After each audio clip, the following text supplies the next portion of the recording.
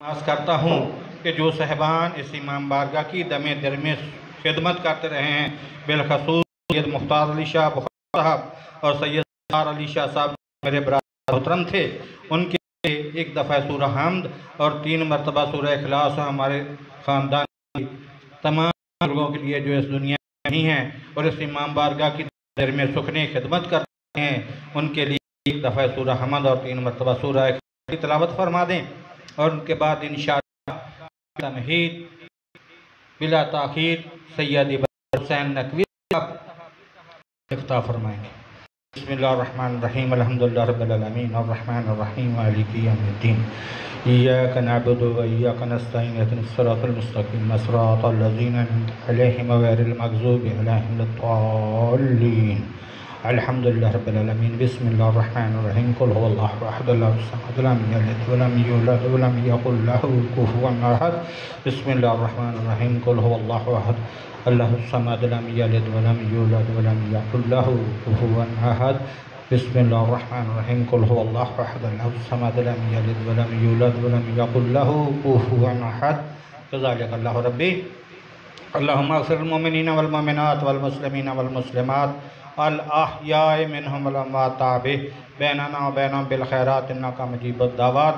या रब्बे मोहम्मद व आले मोहम्मद इस कलाम तेरी बारगाह में पेश करने इधर सवाब कुल मोमिनीन मोमिनात खुसूसन खुशादान बिल खसूस सैयद इब्राहिम दी शराजी बरादरान दे जड़े मरहूम इस दुनिया ते चले गए उन्होंने दिलवानों और जुमला मोमिनीन मोमिनात जड़े थे क़याम पज़ीर ने इस वक्त मौजूद ने उन्होंने दे जड़े मरहूमीन उन्होंने दिलवान अता फरमा। अल्लाहुम्मा सल्लि अला मोहम्मद व आले मोहम्मद। मैं दावत सुकन दे रहा हूँ सैयद इब्रार हुसैन नकवी साहब को कि वो रौनक फरोज़ मिंबर हों। अल्लाहुम्मा सल्लि अला मुहम्मद व आले मुहम्मद। नाराए तकबीर, नाराए तकबीर, नाराए रिसालत, नाराए रिसालत, अली हक नाराए हैदरी, हैदरी, हुसैनियत, हुसैनियत, बर मोहम्मद व आले मोहम्मद सलावत।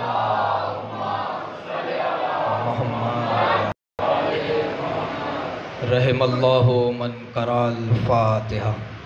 बिस्मिल्लाहिर्रहमानिर्रहीम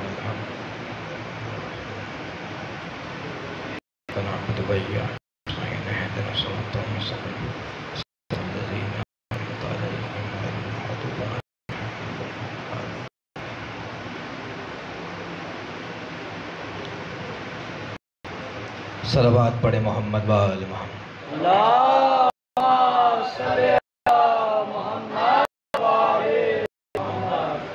औज़ु बिल्लाहि मिनश शैतानिर रजीम। बिस्मिल्लाहिर्रहमानिर्रहीम।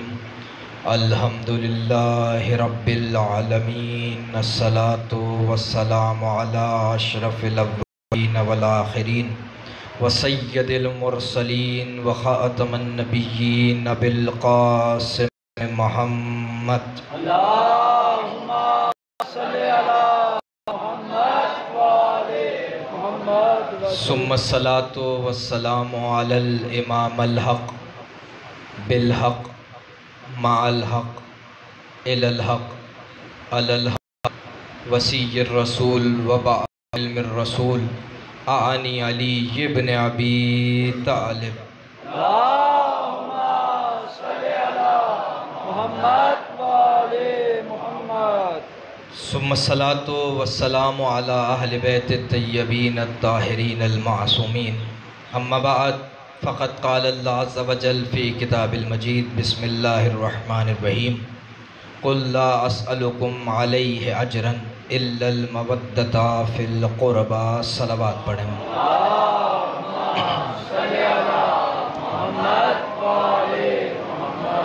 दुआ करते हैं परवरदिगार आलम बेहक़ इमाम हुसैन जो मरीज़ हैं, मेरी वालदा अलील हैं, और जो मरीज़ हैं इमाम हुसैन के सदक़े सबको शिफ़ाए कामिल इनायत हो। ہمارے جو گزشتگان اس دنیا سے چلے گئے، جو پچھلے برس ذکر اہل بیت میں مصروف پہلے تھے اور اب اس دنیا سے چلے گئے، لیکن ہمیں یہ یقین ہے کہ جو یہاں اس فرش پر ذکر امام حسین اس دنیا میں کرتا ہے وہ امام حسین کے ساتھ امام کا ذکر کرتا ہے ماشاءاللہ۔ تو جو اس دنیا میں چلے گئے ان کے درجات کی بلندی کے لیے، بیان کی توفیقات میں اضافے کے لیے، اپنی شرعی حوائج کی قبولیت کے لیے مل کر بآواز بلند صلوات ہدیہ کریں۔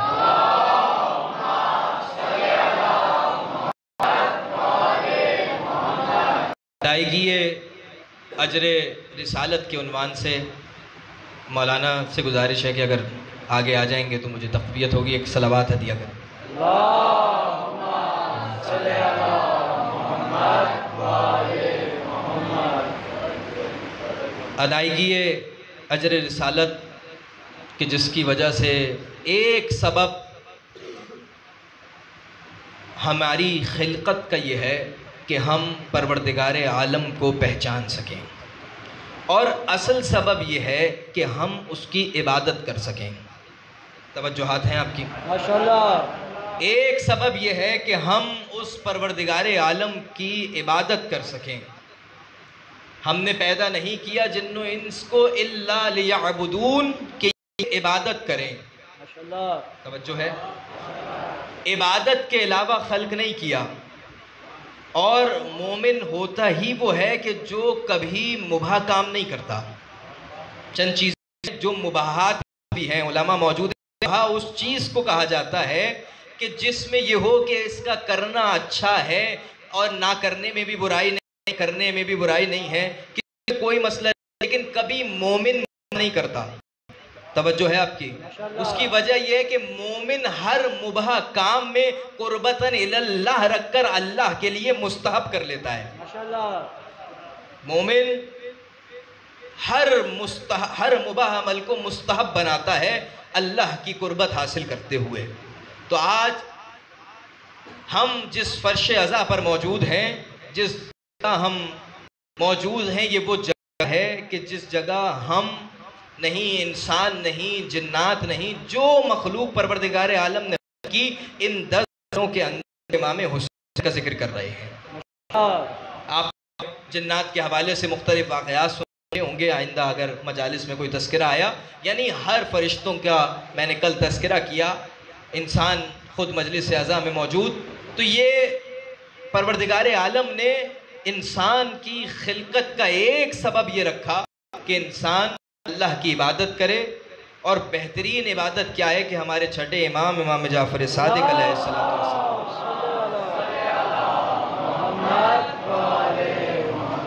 امام صادق سے سوال ہوا، امام توجہ رکھیے گا، امام ہمارا چاہنے والا، ہم سے محبت کرنے والا، جس سے ہم محبت کرتے ہیں، جو ہم سے محبت کرتا ہے، وہ اس دنیا سے چلا گیا، اب ہم اس کے لیے کیا کریں؟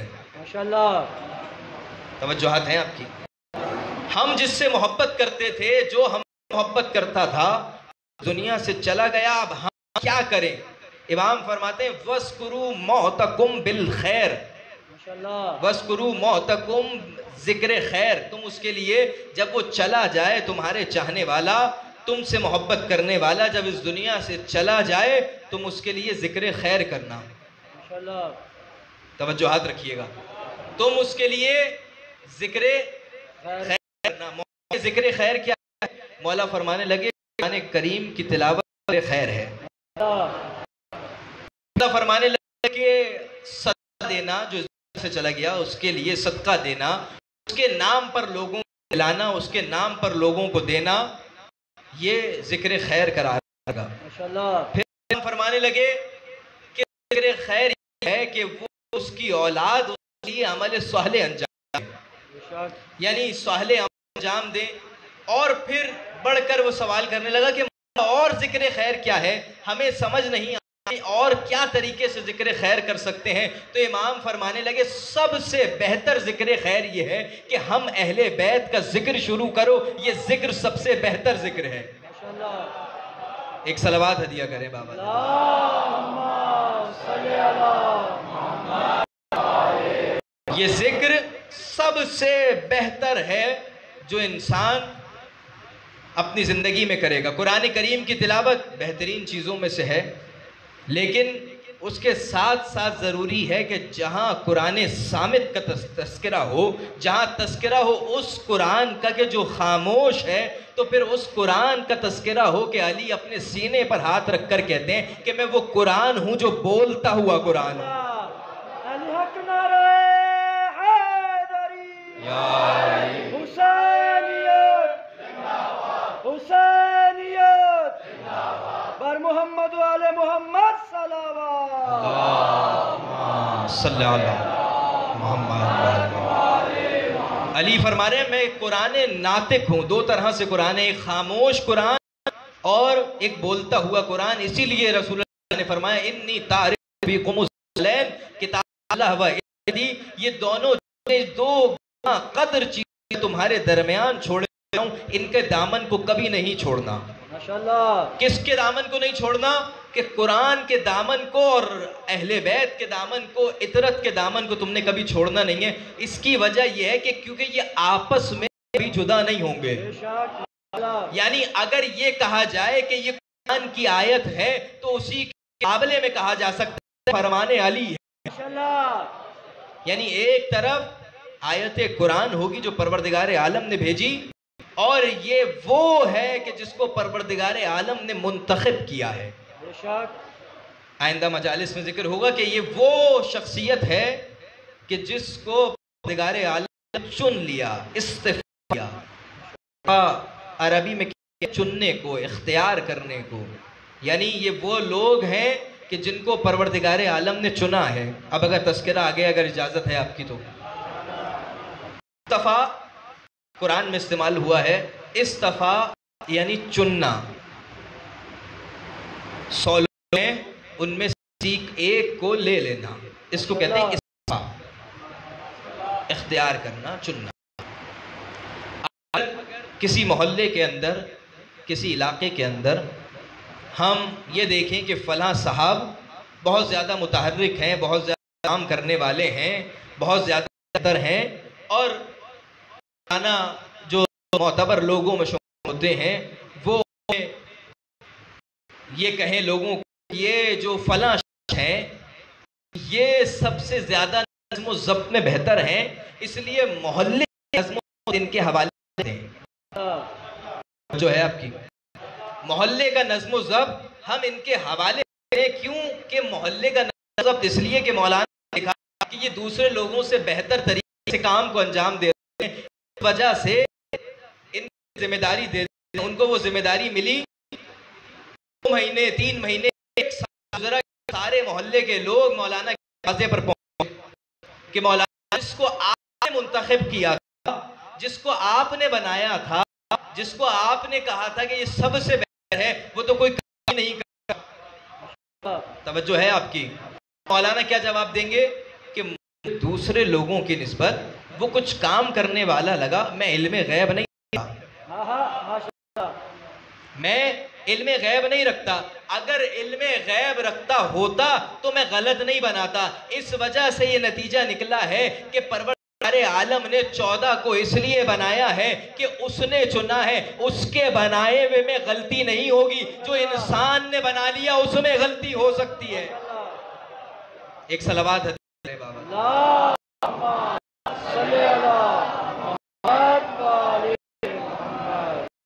ان اللہ استفا، استفا چننا، بے شک اللہ نے چن لیا کس کو؟ آدم کو، حضرت آدم کو، ونوحن اور نوح کو، وآل ابراہیم اور آل ابراہیم کو، وآل عمران علی العالمین، عالمین میں سے پورے عالم میں پروردگار عالم نے نگاہ دوڑائی اور نگاہ کرنے کے بعد دیکھا کہ میں نے چنا آدم کو، نوح کو، آل ابراہیم کو، آل عمران کو، عالمین میں سے۔ ماشاءاللہ۔ کون ہے ابراہیم؟ اگر آپ کی توجہات ہیں، کون ہے ابراہیم؟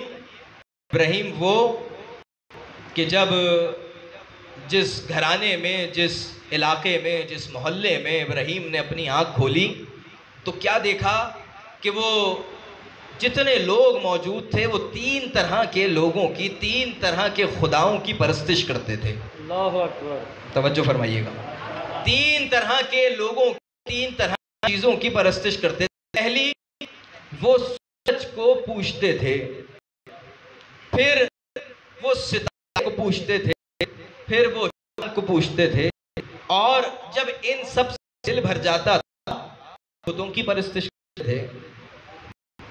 جس جگہ حضرت ابراہیم آئے ہیں، توجہات میرے ساتھ رکھیے گا، میں کہیں آپ کو لے جانا چاہتا ہوں۔ حضرت ابراہیم جس جگہ آئے ہیں، جس ماحول میں ابراہیم کو اللہ نے بھیجا ہے، جس ماحول کے لیے ابراہیم نے بنا کر بھیجا ہے، ابراہیم نے آنے کے بعد جب کھولی تو کیا دیکھا کہ ایک سورج کی پرستش، ستارے کی پرستش، چاند کی پرستش۔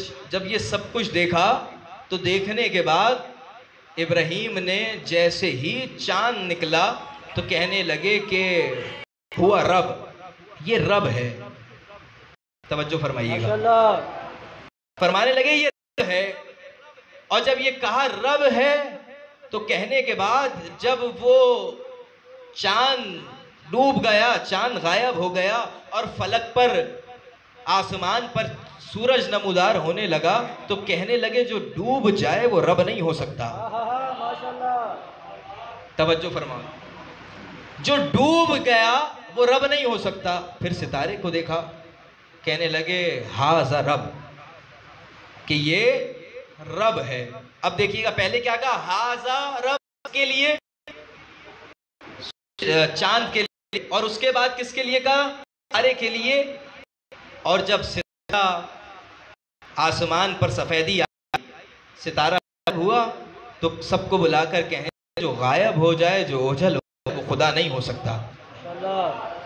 اور اس کے بعد کیونکہ چاند کے ستارے سے سورج بڑا ہے دیکھنے میں، کیفیت میں، اور سائنسی لوگوں کے نزدیک اس کے مقام میں، تو جو سورج کی کیفیت ہے تو پھر اس کو دیکھ کے کہنے لگے کہ ہاذا رب اکبر، یہ رب ہے لیکن بڑا رب ہے۔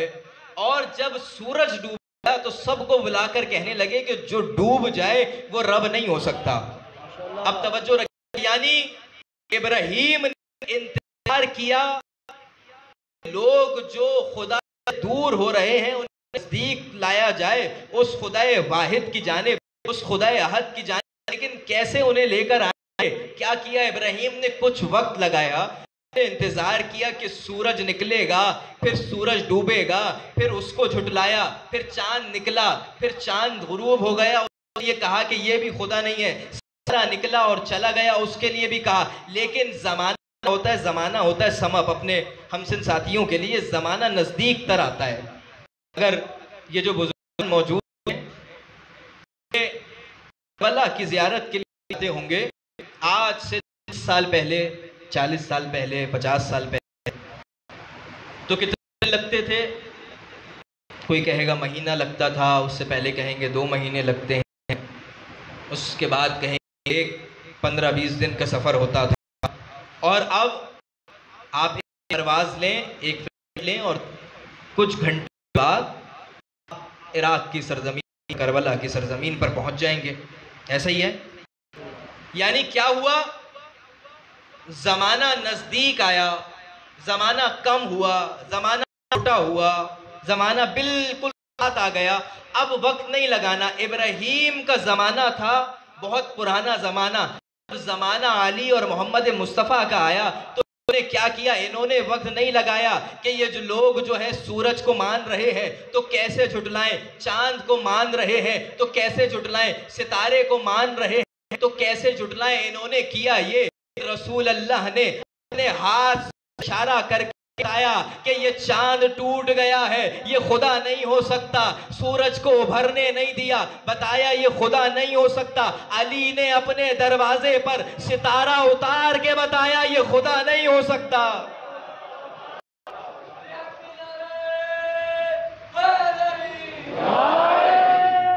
تکبیر، نعرہ رسالت، علی حق، نعرہ حیدری،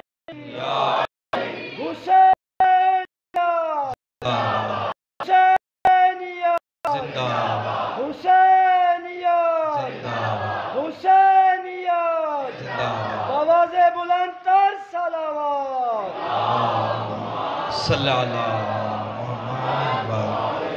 توجہ فرما رہے ہیں آپ؟ یعنی زمانہ جب نزدیک آیا تو علی نے وقت نہیں لگایا، اپنے دروازے پر ستارہ بلا کر بتایا یہ خدا نہیں ہے۔ اور اس کے بعد علی نے جس طریقے سے زندگی گزارنے کا سلیقہ بتایا، آپ عبادتوں کو انجام دیتے ہیں، کوئی عبادت علماء موجود ہیں دو یہاں کی اللہ نے رکھی ہے، اگر توجہات رکھیں۔ ایک عبادت کو ہم کہتے ہیں بدنی عبادت، بدن کی عبادت۔ نماز پڑھنا بدن کی عبادت ہے۔ ماشاءاللہ اگر کوئی کچھ رقم دے کہے کہ تم نماز نہیں پڑھو تو تم اس وقت نماز نہیں پڑھو گے، شاید اس پیسے کی خاطر۔ اگر مکمل یقین ہوگا پروردگار پر تو یہ سوچ کر پڑھو گے کہ یہ دے رہا ہے، پروردگار ادا دیتا ہے۔ ماشاءاللہ اور اس رقم کو تم منع کر دو گے، کیوں کہ یہ عبادت ہے، بدنی عبادت۔ نماز پڑھنے کے بعد کسی کو پیسے نہیں ملتے، نماز پڑھنے سے پہلے کسی کو پیسے نہیں ملتے، اجر ملتا ہے پروردگار عالم کی طرف سے، وہ اپنی جگہ۔ لیکن کوئی عبادت، یہ جو عبادت ہے وہ بدنی عبادت ہے۔ روزہ رکھنا، کوئی زبردستی کہے کہ کچھ کھا لو، تمہارا روزہ ہے، جب تک اختیار رہے گا انسان روزہ نہیں توڑے گا۔ یہ کیا عبادت ہے؟ بدن کی عبادت۔ نماز بدنی عبادت، روزہ بدنی عبادت۔ دوسری عبادت ہے مالی عبادت، ماشاءاللہ جس میں بدن کی ضرورت نہیں ہے۔ وہ عبادت کون سی ہے؟ زکوٰۃ کی عبادت۔ ماشاءاللہ زکوٰۃ دینے میں بدن کی ضرورت نہیں ہے، آپ اپنے بدن کی ایفرٹ، بدن کی طاقت، وجود کی طاقت کی ضرورت نہیں ہے۔ اس عبادت کو کہا جاتا ہے عبادت، یعنی مالی عبادت۔ اپنی کوئی چیز دے دینا، زکوٰۃ دے دینا، خمس دے دینا، صدقات دے دینا، اس عبادت کو کہا جاتا ہے مالی عبادت۔ اب خمس دینا مالی عبادت، زکوٰۃ دینا مالی عبادت۔ حج، انسان کے پاس صحت ہوگی، دولت ہوگی، انسان چلا جائے گا، یعنی اس کے وجود کی عبادت، اپنی عبادت کو انجام دیا۔ صرف حج ایسی عبادت ہے کہ جس میں دونوں چیزیں ہیں، یعنی انسان اپنے آپ کو بدنی کیفیت میں بھی رکھے گا اور مالی کیفیت میں بھی رکھے گا۔ لیکن نماز وہ عبادت ہے جو بدنی عبادت ہے، ماشاءاللہ اس میں اس عبادت کے اندر مالی عبادت شامل نہیں ہوتی، لیکن یہ صرف کارنامہ ہے علی کا۔ ماشاءاللہ توجہ فرمائیے گا، علی کا کارنامہ یہ ہے کہ علی بدنی عبادت انجام دے رہے ہیں۔ بدن کی عبادت انجام دیتے ہوئے جب ایک سائل نے سوال کیا، علی نے اپنے ہاتھ کو آگے بڑھایا اور انگوٹھی کو دے دیا۔ علی بتا رہے ہیں علی وہ واحد ہیں جو بدن کی عبادت کرتے ہوئے مالی عبادت بھی ادا کر رہے ہیں۔ توجہ فرمائیے گا، علی صرف بدنی عبادت نہیں کر رہے، علی وہ واحد شخصیت ہے کہ جو بدن کی عبادت کے ساتھ مالی عبادت کو بھی انجام دے رہا ہے۔ اپنی انگوٹھی کو دیا، صرف انگوٹھی کو دیا نہیں، جب انگوٹھی کو دے کر واپس پلٹے تو رسول اللہ کے پاس چند لوگ آئے اور کہنے لگے کہ آج علی نے اپنی نماز میں ایک فقیر کی صدا پر اپنی انگوٹھی کو ہدیہ کر دیا۔ توجہ فرما رہے ہیں؟ تو رسول اللہ نے جب امیر المومنین سے طلب کیا کہ کیا بات تھی تو فرمانے لگے کہ جب وہ پکار رہا تھا کہ مسجد میں کوئی ہے کہ جو مجھے دے، تو میں نماز میں مصروف تھا، میں نے سوچا تھا نماز سے فراغت حاصل ہوگی، اسے کچھ عطا کروں گا۔ توجہ چاہوں گا خاص آپ کی، جب وہ مسجد میں پکارا تھا یہاں کوئی ہے جو مجھے دے، دوسری دفعہ جب اس نے کہا تو میں نے یہی سوچا عبادت سے فراغت ہوگی تو دیں گے۔ اب جب اس نے تیسری دفعہ اپنے الفاظ کو بدلا اور یہ کہنے لگا کیا میں اللہ کے گھر سے خالی جاؤں گا، تو میں نے سوچا کہ میرا وجود تو دو آوازیں تو مجھے آئیں بدن ہونے کی وجہ سے، لیکن اصل وجود جو ہے، اصل ذہن جو ہے وہ پروردگار کے گھر ہے، وہاں جب اس نے صدا دی، اتنی دیر سے صدا دے رہا ہے عام مسجد میں، جب پروردگار عالم کو مخاطب کر کے کہنے لگا کہ میں اللہ کے گھر سے خالی ہاتھ جاؤں گا، تو علی کا وجود یہاں پر ہے، ذہن پروردگار کی طرف ہے، بس علی نے یہ سوچا اور سوچنے کے بعد اپنی انگوٹھی کو ہاتھ بڑھایا اور اس انگوٹھی کو دیا۔ لوگوں نے سوال کیا علی وجہ؟ علی نے کہا وجہ یہ ہے کہ میں اگر یہاں ہوتا تو پہلے عطا کرتا۔ اب اس نے سوال اللہ سے کیا تھا، میں وہ ہوں جو ید اللہ ہوں، علی کے ہاتھوں سے عطا کیا۔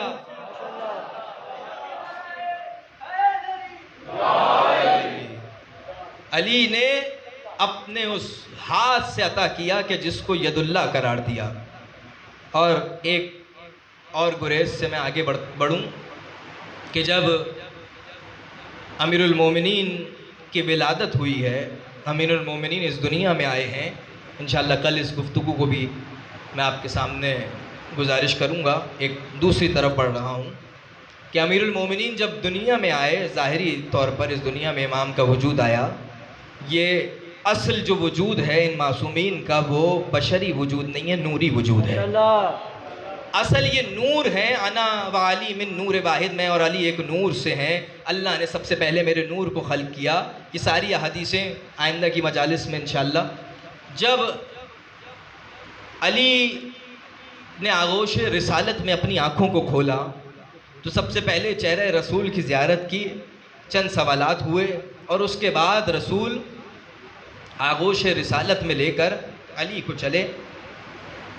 چلنے کے بعد جب اپنے گھر پہنچے، حضرت ابو طالب کے گھر پہنچنے کے بعد اب ہمارے ہاں روز مرہ جب کوئی ولادت ہوتی ہے، کسی کے یہاں اولاد پروردگار اسے عطا کرتا ہے، تو جب اولاد ہو تو سارے لوگ، سارے رشتہ دار سب ملنے، مبارکباد دینے اس کے پاس آتے ہیں، اور جب اس کے چہرے کو دیکھتے ہیں، جب اس کے وجود کو دیکھتے ہیں تو اکثر کہتے ہیں کہ اس کا وجود جو ہے وہ، مگر اگر وہ لڑکی ہے تو کہتے ہیں خالہ کی جیسی ہے، پھپھو کے جیسی ہے، نانی کے جیسی ہے، دادی کے جیسی ہے، اگر لڑکا ہو تو کہتے ہیں اپنے ماموں میں ملتا ہے، اپنے چچا میں ملتا ہے، اپنے باپ میں ملتا ہے۔ لیکن یہ کیا ہو رہا ہے کہ کوئی بھی آ کر علی کو دیکھنے کے بعد واپس جا کر ایسی بات نہیں کر رہا۔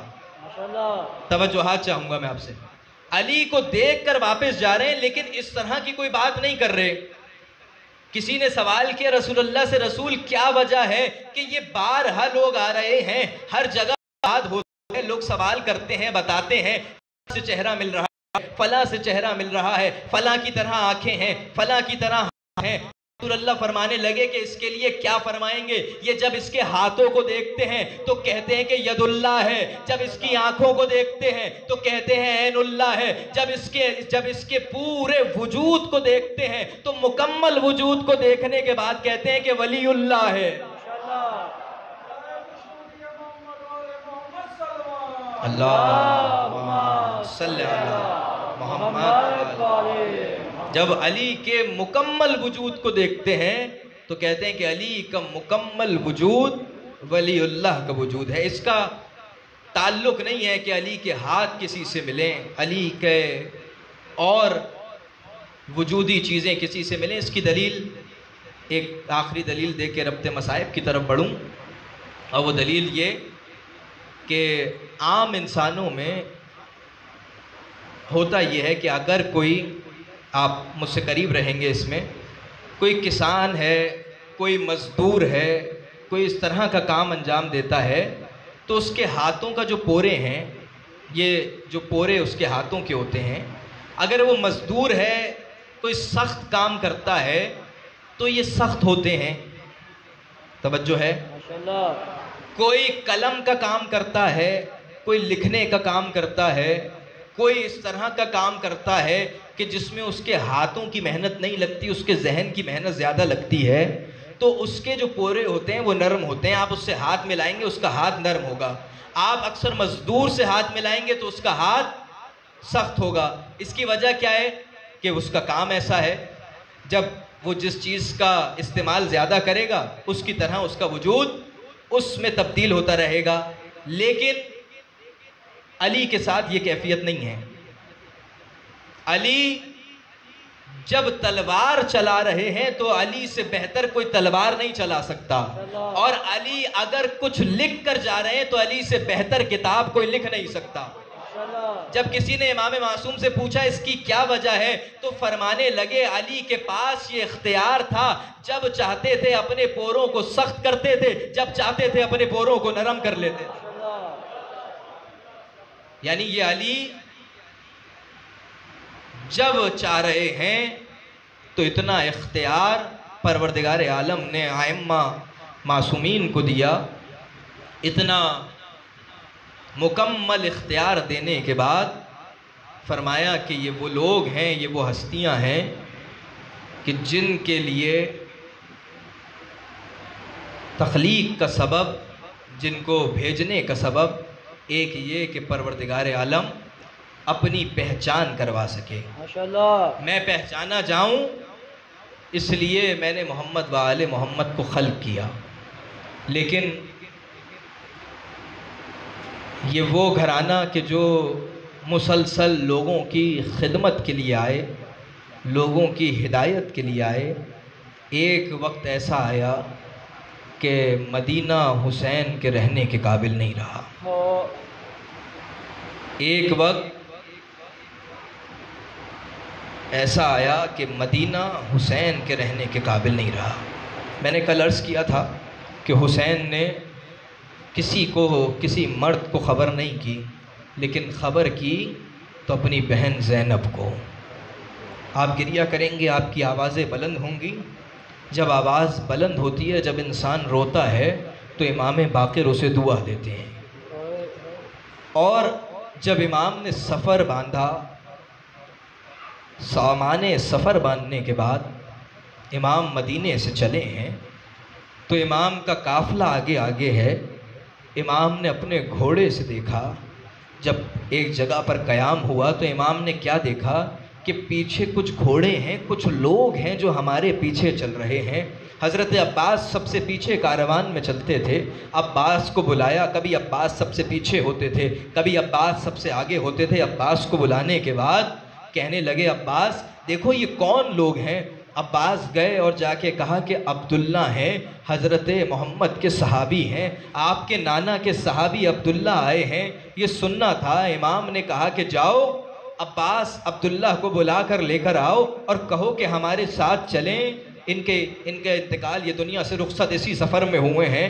جب یہ کہا گیا حضرت عباس چلے، سنیے گا عزیزانو، حضرت عباس چلے اور جا کر اس عبداللہ نامی صحابی سے کہنے لگے کہ میرے آقا حسین فرما رہے ہیں کہ آپ ان کے ساتھ چلیں۔ کہا نہیں میں ان کے ساتھ سفر نہیں کروں گا۔ کہا وجہ کیا ہے؟ کہا وجہ یہ ہے کہ جب میں مدینے سے چل رہا تھا تو مجھے کسی نے بتایا کہ حسین اس سفر میں تنہا نہیں جا رہے ہیں، اس سفر میں حسین کے ساتھ زینب جا رہی ہیں، اور جب سے میں نے یہ سنا ہے کہ زینب ہیں تو میں گوارا نہیں کرتا کہ میرے گھوڑے، میرے لوگ اس کاروان میں چلیں جس میں زینب چل رہی ہو۔ میں کہوں گا عبداللہ کاش اس دربار میں ہوتے جہاں پکارا گیا ہے باغی کی بہن۔